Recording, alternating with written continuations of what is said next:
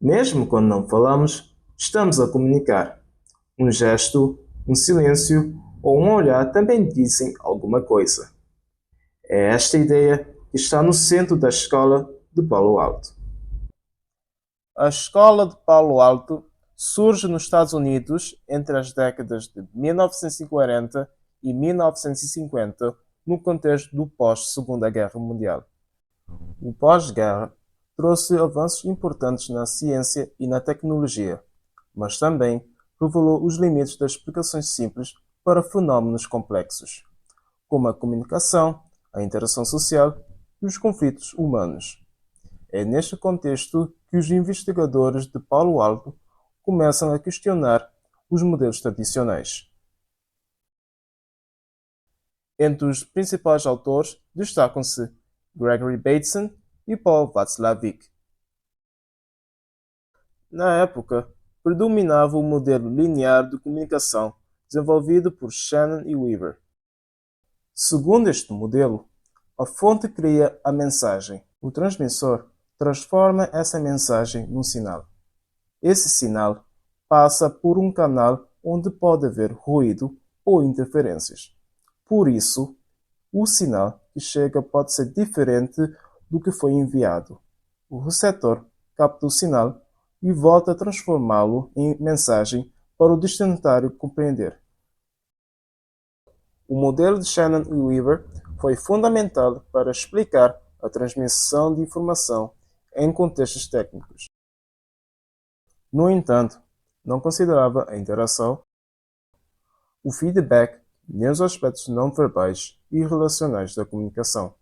Para os investigadores de Palo Alto, o modelo linear era insuficiente para compreender a comunicação humana, pois comunicar não é apenas transmitir informação.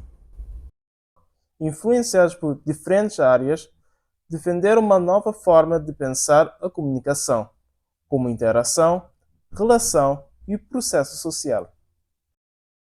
Gregory Bateson defendeu que a comunicação deve ser entendida como um processo circular, em que as pessoas se influenciam mutuamente através do feedback. Para Bateson, a comunicação depende sempre do contexto social e cultural. Além disso, pode incluir mensagens contraditórias, o que chamou paradoxos comunicacionais.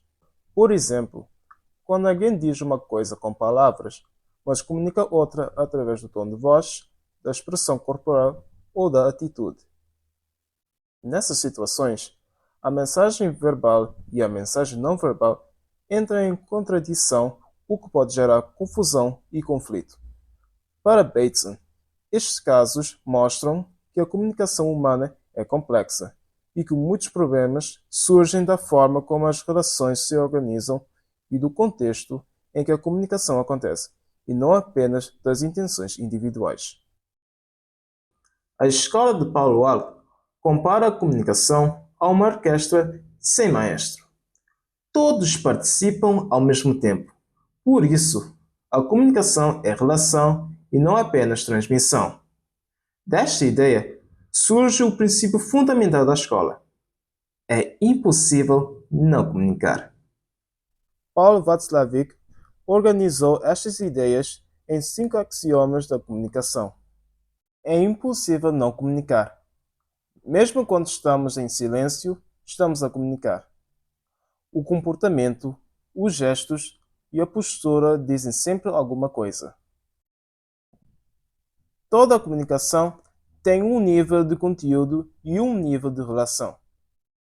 O conteúdo, o que é dito, e a relação, a forma como é dito.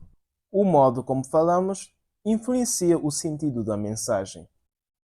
A relação depende da pontuação das sequências comunicacionais. Cada pessoa reage ao comportamento da outra. As ações influenciam-se mutuamente. A comunicação é digital e analógica. A digital refere-se à comunicação verbal, palavras. A analógica, a comunicação não verbal, gestos, tom de voz, expressões. As duas acontecem ao mesmo tempo. As interações são simétricas ou complementares. Nas relações simétricas, as pessoas ocupam posições semelhantes. Nas complementares, os papéis são diferentes. Estes axiomas podem ser aplicados na comunicação digital. Vamos ver um exemplo.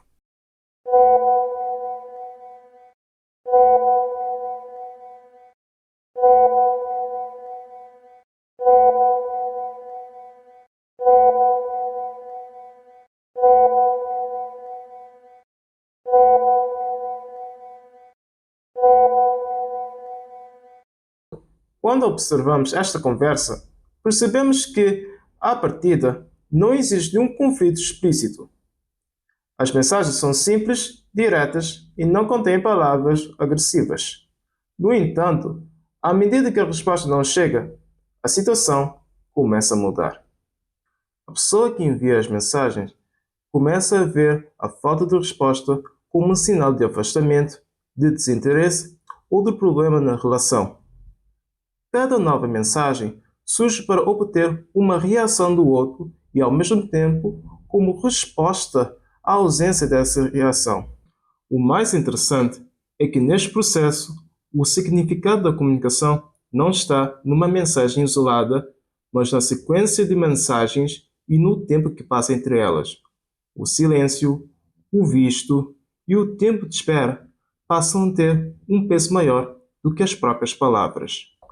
Na comunicação digital, muitas vezes atribuímos intenções negativas a comportamentos que podem ter explicações simples, como falta de tempo, problemas técnicos ou distração. Ainda assim, durante a interação, essas explicações não são conhecidas. Quando finalmente surge uma resposta, percebemos que não houve intenção de ignorar ou de criar conflito. No entanto, a interpretação feita ao longo da interação já produziu efeitos na relação, ainda que temporários. Este exemplo mostra como a comunicação se constrói ao longo do tempo e como o sentido das mensagens depende da forma como cada pessoa interpreta o comportamento da outra. Mais do que aquilo que é dito, importa a dinâmica que se cria entre os participantes ao longo da interação. A escola de Palo Alto recebeu críticas explícitas e implícitas. Foi criticada por não desenvolver uma teoria da comunicação de massas, centrando-se sobretudo na comunicação interpessoal e nas interações entre indivíduos. Algumas críticas apontam que, ao afirmar que tudo comunica, a teoria não distingue claramente entre gestos involuntários e mensagens intencionalmente construídas. Há ainda quem considere que a escola de Palo Alto ignora as relações de poder presentes na comunicação.